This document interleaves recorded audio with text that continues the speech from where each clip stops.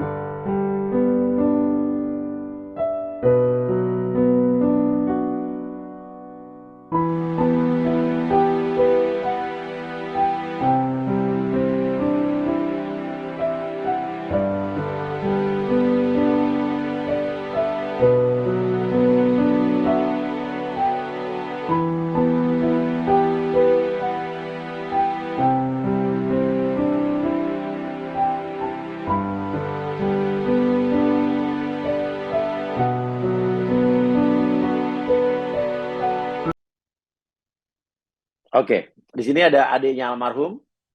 Dengan siapa, Mbak? Mohon izin Mas, dengan Bonita Rahayu. Bonita Rahayu. Oke. Sebetulnya nih meninggalnya itu ditemukannya kapan, Mbak? Pada tanggal 28 Mas, di malam hari. Maghrib. 28 apa? September 2023. Oke, yang menemukan pertama kali siapa? Atas warga yang melintas. Warga melintas. Ditemukan dalam kondisi? Sudah tergeletak, tidak sadarkan diri. Di motor? Motor tertimpa di atas badannya. Oh, jadi pada saat itu seolah-olah dia tabrakan, kecelakaan gitu? Siap Mas, seolah-olah dia kecelakaan. Oke.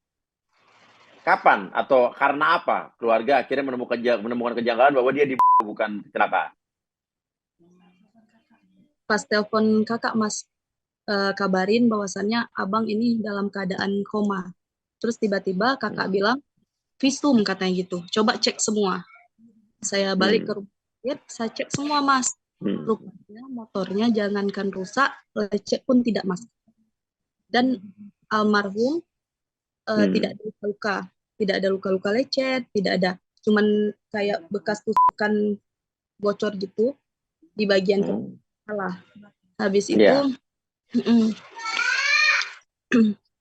bagian kepala Mas. Iya, setelah itu Keluar mengeluarkan BAB, mengeluarkan segar, bukan layaknya warna hitam. Iya. Terus baju basah Mas, di hari itu nggak ada hujan. Baju basah semua, celana basah juga. Basah kuyup Mas. Basah kuyup. Siap Mas. Oke, pas saat ditemukan. Oke, terus? Sandal di dalam bagasi Honda. Oh, sandal di dalam motor. Iya, Jadi pada saat itu dia temukan dia tidak pakai sendal ya. tidak, Karena kondisinya konek motor nggak mungkin dia nggak pakai sendal ya. Mas. Iya. Oke, masuk akal. Terus apa yang sudah dilakukan keluarga? Upaya apa yang sudah dilakukan keluarga untuk mengungkap kasus ini?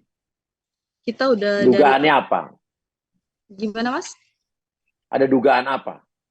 Dugaannya penganiayaan, Mas, yang menyebabkan kematian. Oke. Oleh siapa? Kurang lebih punya dugaan motifnya apa? Motifnya almarhum ini dia tukang parkir, Mas, di rumah sakit, salah satu rumah sakit di Kabupaten Biren. Nah, dia Oke. tukang parkir di situ, istrinya bilang ada hilang laptop 2 di rumah sakit itu di bagian keuangan.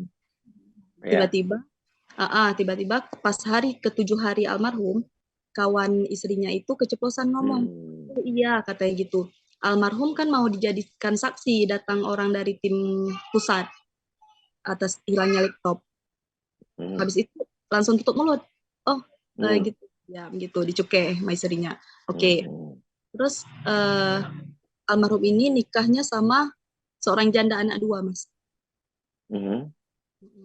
Seorang janda anak 2, suaminya itu di lapas karena salah satu kasus narkoba. Oke, mantan suaminya berarti ya? Mantan suaminya. Dia Oke. ada cerita, Mas, sama mama dia kalau curhatnya ke mama, Mas. Dia cerita, Mas, ini abang udah diancam gitu, sering dapat pengancaman, dibilang keluar aku kebunuh. Jadi kami mau merantau aja lah, Mas. Ma katanya kayak gitu. Anak mau dikasih kembali sama bapaknya. Ini nggak lama lagi bapaknya juga keluar katanya gitu. Ya udah gitu kan. Cuman kita nggak ada bukti, cuman bukti mereka, percakapan mereka berkelahi gini-gini, misalnya rebutkan perempuan tuh ada. Jadi di siang hari sebelum kejadian, Mas, istrinya telepon mama, mah lihatlah, almarhum udah dibilang jangan pakai motor, kendaraan mantan suaminya itu tetap dipakai. Jadi kan motornya itu ditaruh di rumah istrinya, Mas. Jadi kan si abang ini kerja, nggak mungkin kan nggak dipakai, kan cari uang dia. Ya udah kata mama, ya udah jangan ribut-ribut, nanti pulang dia mama kasih tahu. Nah terus datang abang, ma minta uang lah. Kenapa bang? Abang mau kerja, ditawarin kerja di Cureh di tempat kejadian, Mas. Suruh datang di situ ditawarin kerja. Jadi supir serap katanya itu. Betul mama bilang, ya betul mas, betul ma katanya gitu. Karena dia tiba-tiba dipecat dari rumah sakit, Mas. Dipecat dari rumah sakit. Jadi itu hilang kontak terus. Oke, jadi pada saat itu dia lagi mau pergi ke tempat kerjaan yang baru. Iya, ditawarin kerja katanya, Mas. Di telepon ditawarin kerja sama kawan. Kawannya siapa yang nawarin kerja? Itu nggak dibilangnya, Mas. Nggak dibilang, dia cuman izin ditawarin kerja jadi supir serap di Cureh. Oke. Pada saat kejadian ditemukan kecelakaan, ada handphonenya korban ada? Korban nggak pakai handphone, Mas. Korban itu dia pakai handphone istrinya dan berapa ya, 87 kontak diblokir di hari yang sama. Nggak tahu siapa yang blokir itu. Karena handphone kan istrinya. Pas kami tanya, loh ini kok terblokir nih 87 kontak? Kami bilang gitu, ada salah satunya ada nomor orang-orang lapas kan, Mas. Dia bilang, enggak, itu terblokir sendiri. Nah, sedangkan WA kan kalau tanpa saya, Mas. Oke, jadi dugaan dari keluarga apa? Tetap berhubungan dengan laptop apa berhubungan dengan?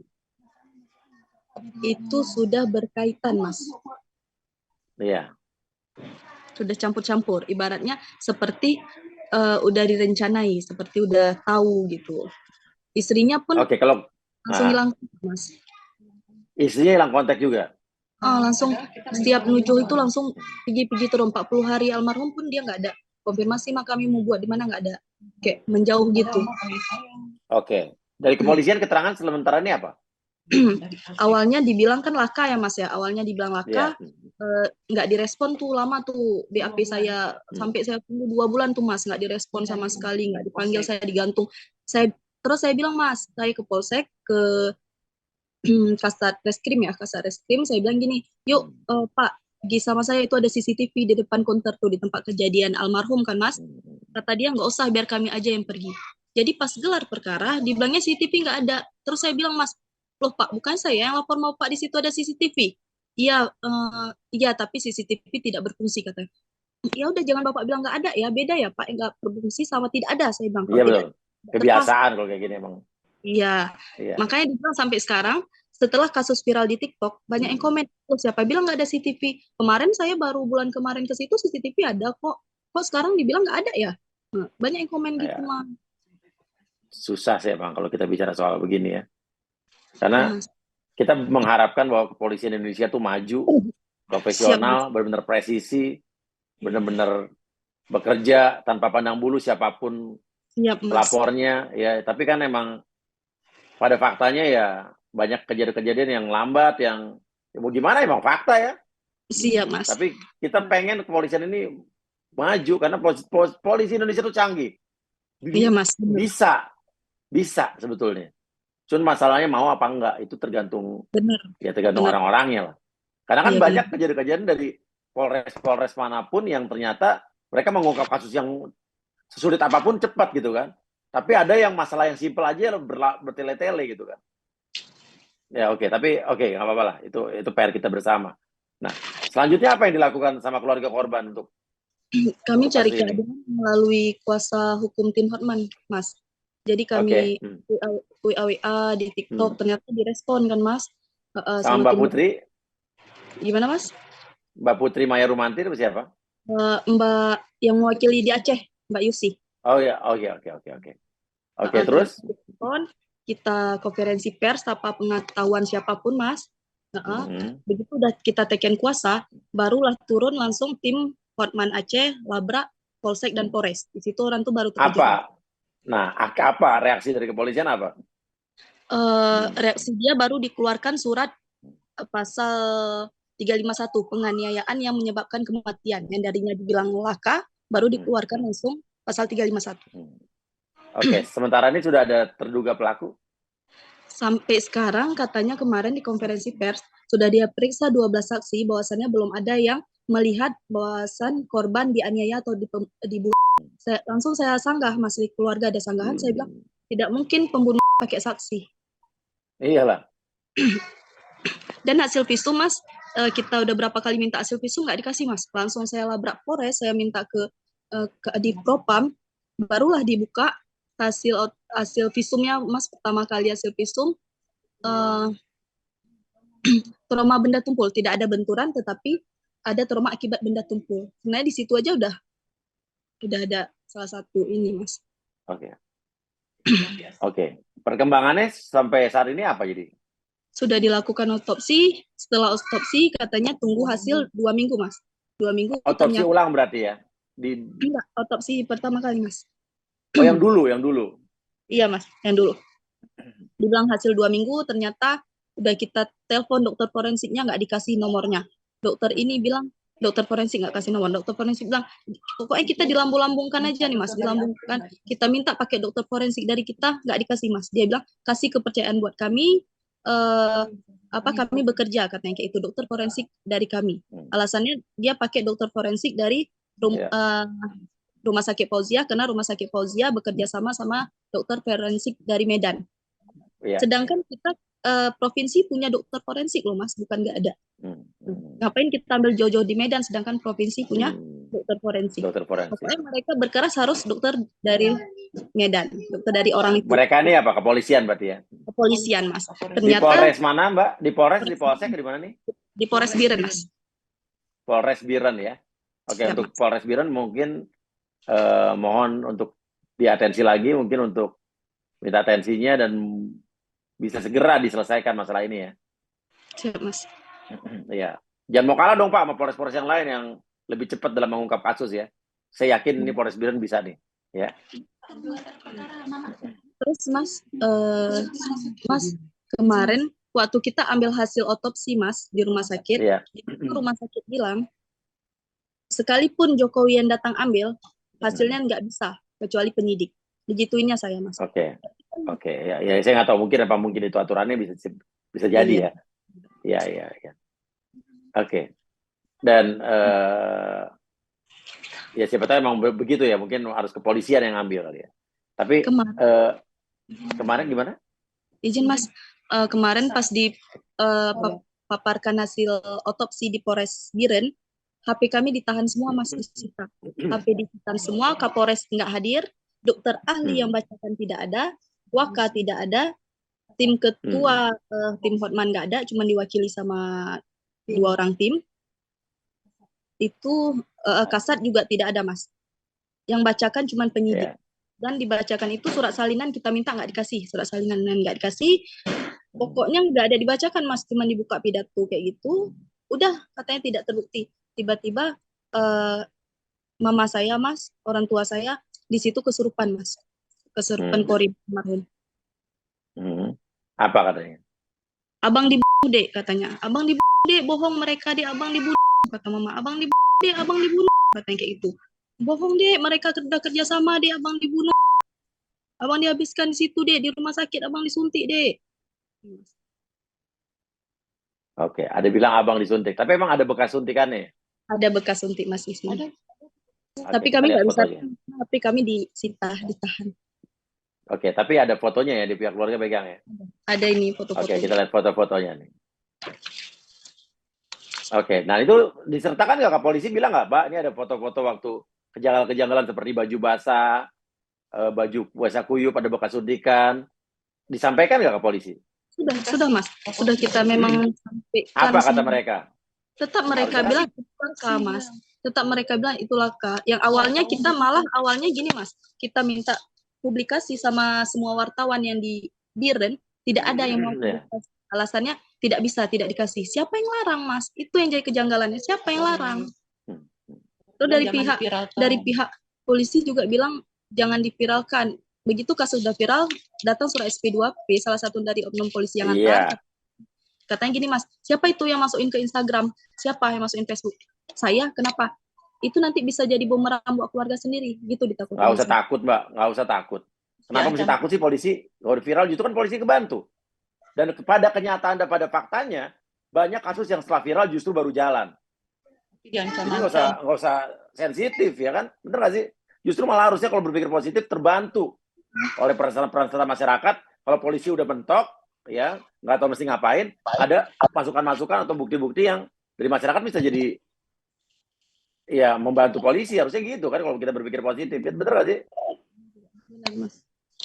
Gimana kita mau, ya karena pada faktanya banyak yang setelah viral baru jalan emang bener kok. Kita percaya sama kepolisian, tapi emang pada faktanya begitu. Sering banget gitu loh. Oke, kita percayalah sama Polres Biren ya. Bahwa karena kasusnya akan kita kawal, ya, Bang Hotman juga akan ngawal terus. Ya. Semoga keluarga mendapatkan keadilan yang terang-terangnya, terang benderang, dan saya yakin polisi pinter-pinter kok. Ya. Sampai sekarang belum ada lagi Bang, Mas, keadilan yang kita Iya, insya Allah segera akan ada keadilan. Ya, pasti ini kan pertaruhannya juga nama baik kepolisian. Ya. Kita nggak tahu masih lagi percaya? Kita nggak tahu lagi mau cari keadilan di mana, Mas. Iya, tapi masih percaya nggak sama kepolisian?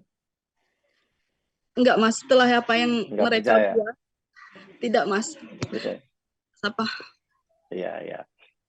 Ya, saatnya polisi memulihkan rasa kepercayaan pada masyarakat pada kepolisian dengan ya menindaklanjuti kasus ini dengan rasa keadilan yang setinggi-tingginya. Itu aja sih harapan kita ya. Kan bukti-bukti udah kita kasih semua, Mas. Iya, dan secara logika juga tadi banyak yang janggal. Harusnya polisi Pak pinter-pinter, emang pinter polisi ya kan, nggak masa ada yang janggal gitu nggak jadi masukan ya nggak sih? Seperti Mas bilang tadi, kalau dia mau bekerja dengan iya, pertanyaannya bukan bisa atau enggak, bisa pasti bisa, mau apa enggak, itu aja. Ya, Mas. Sama hati nurani. Ya udah Mbak, yang sabar ya. Kita tetap harus yakin, kita harus percaya bahwa banyak kok masih ada orang-orang di polisian yang presisi sesuai dengan moto mereka. Ya, harus percaya kita. Ya, insya Allah Mbak, insya Allah. Kita kawal terus. Ada yang ingin Mbak sampaikan lagi sama siapapun? Buat presiden aja lah, Mas. Minta Boleh, tolong silakan. minta tolong kepada Bapak Presiden kasus ini diusut sampai tuntas. Karena kita udah nggak mampu lagi dari pihak keluarga, udah nggak mampu lagi sampai tingkat provinsi, kita udah nggak mampu lagi, tingkat kabupaten itu kita udah nggak mampu lagi. Kita udah komunikasi dengan baik sama pihak kepolisian, tapi kita tidak berjalan.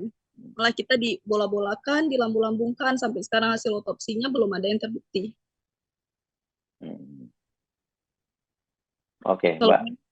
Kalau memang mereka bilang ini laka, ngapain kita lakukan otopsi?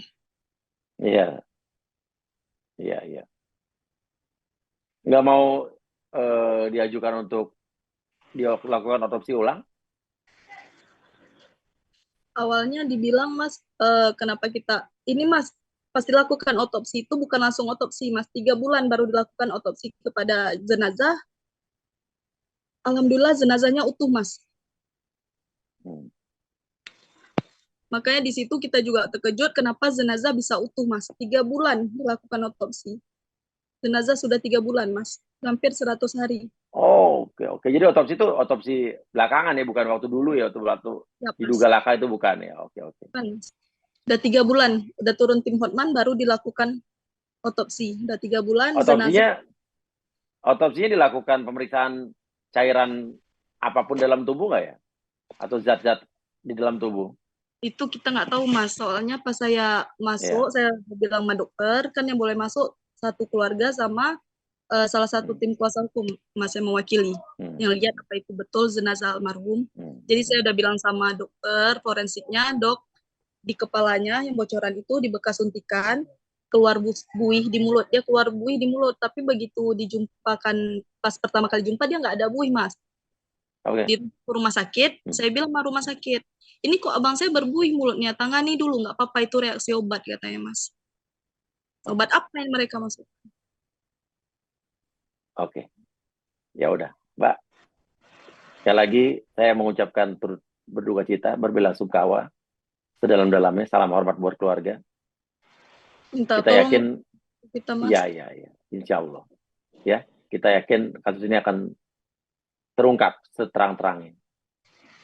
Kita minta juga untuk kepolisian untuk bisa mengungkap kasus ini lebih jelas, lebih terang benderang lagi.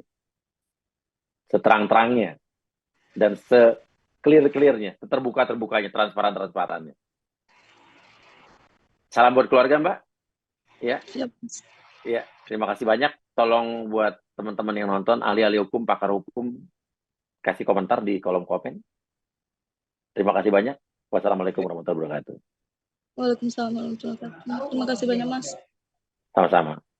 Kaulah cinta pertama di hidupku, kan abadi di dalam hatiku.